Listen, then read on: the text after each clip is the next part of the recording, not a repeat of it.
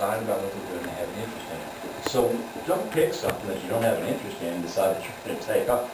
Get something that you're passionate about, that you really want to learn more about, and that possibly you're already good at. Okay? And that's what you want to get involved in. But I didn't grow up on a farm. I'm city boy. Okay, I didn't know anything about it. I never wore a cowboy hat or boots in my life. And so what I had to do is start from the ground up and learn everything that I could about what it took to be a good horseman. So I'd read and I'd study and I'd go to classes, and I learned everything that I could, and I'm still learning. But you've got to be prepared. I cannot go into any city council meeting. I can't go into any state government meeting. I can't come into this classroom and not be, and to you guys, I'm probably old enough. Huh? Thank you, Brett. Thank you very much for this guy now. The thing about it is that you can see right through me. Okay, if I tell you something that's not true, or if I tell you something that I don't truly believe in, it will take you about 30 seconds to sit back in your chairs and go, I got no place for this guy. Okay, but if I come in here with a passion, if I look you in the eye and say, I really want to help you be a better leader today, and I'm going to tell you why. I've studied on it. I've been training on this for 25 years. I'm going to put you in roles that are going to allow you to see the future, and you're going to start to get involved and grasp this and be a part of it. And now all of a sudden, I've got you coming to me, right? I've got you hooked. You're coming to me. You're following my lead in my direction. But the reason I did it is I studied, and I got prepared, and hopefully I'm bringing you some things today that are of interest to you. We could sit here. What I would prefer to talk to you about is that you've got to learn to listen to the people that you want to lead. You've got to figure out what it is and listen to it. And the only way you can do that is to be quiet and listen to what their needs are. I wish the Democrats instead of Oklahoma would listen, because we would have had a better turnout, or a different turnout in these last elections. You've got to be passionate about what it is that you're wanting to do. You've got to be passionate about it, and you've got to learn everything there is about the particular area in which you want to lead. When I was in the roping pen, and I was looking at some of we had 8 or 10 people that were out roping.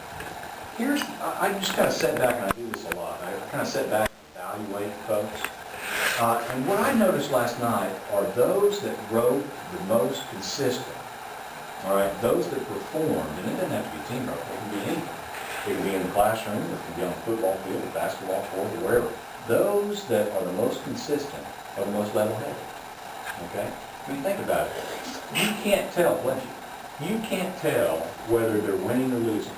Some of the best athletes in the world, okay, you can't tell if they're winning or losing. Take a look at Tiger Woods, for example, okay? When he was at his peak, the announcers would say, when he's walking down the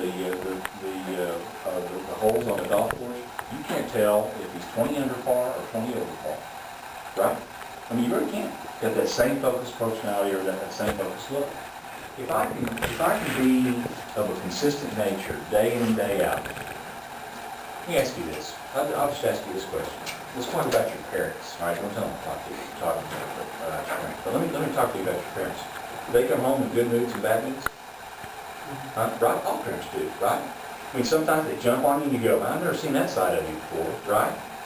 And sometimes they're real happy, and you kind of go, what happened to you? You know what I mean? That up and down, right? So when you go home, you ever catch yourself going, I wonder what they're going to be like today? I wonder often the way they handle things, right? So that's another thing that I'd like to see you do, is to be consistent in your actions. It's okay to get pumped up and excited, but we've got to have a level head, and we've got to show consistency out there in front of people, because that also shows that you're kind of thinking things through and that you can handle pressure, and you can handle about anything that's thrown your way. You're not going to run from it, and you're not going to get the big head from it. You're going to remain consistent. That's what great leaders throughout history, it's what they've always been. You get up in the morning, you kind of go, oh man, this is going to be a terrible day. I mean, it's going to be terrible, right? Nothing's going to go my way. I don't have the right clothes to wear, right? I mean, I'm going to be late to school. I got to walk. It's cold outside. I don't have my homework done. You just go on and on and on, right? You've got to have an expectation of yourself, okay, that's confident. You've got to expect great things out of yourself. I promise you.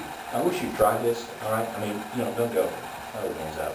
I was mine. You wake up tomorrow, okay, you wake up tomorrow and you say, I expect great things out of me today, okay?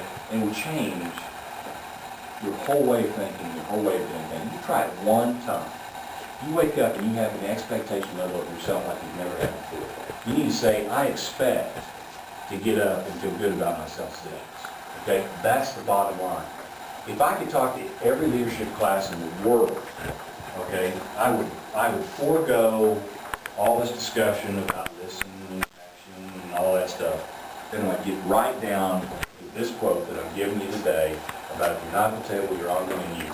Because if you don't get involved, if you don't get involved politically in some form, somebody else is going to make decisions for you, and you may not like it. Okay? Nobody has the right to complain about how our city of Perry is operating. Nobody has the right to complain how the state of Oklahoma is operating. Nobody has the right to complain on how our country is operating unless you're voting. And I mean, if you're going to sit on the sidelines,